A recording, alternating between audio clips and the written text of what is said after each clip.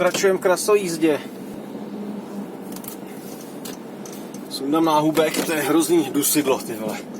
Kdo vymyslel náhubky, toho bych pověsil. Stejně je to k hovnu.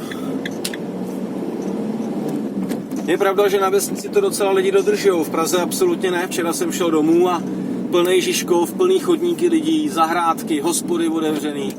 Policajti si musí rvát vlasy, když nařídili kreténi takovýhle nařízení a oni to mají kontrolovat. Tak je mi jich líto jako policajtů. Jakože policajty nemám rád, tak je mi jich líto.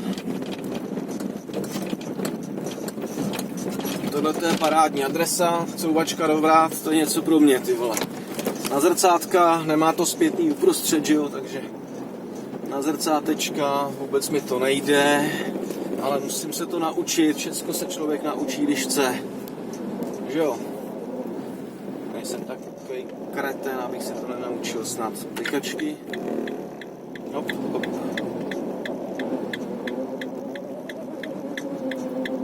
No, krásně, Mirdo, ještě by tam nešla nějaká kočička, nebo hrdlička, nebo ptakopisk, nebo něco takového.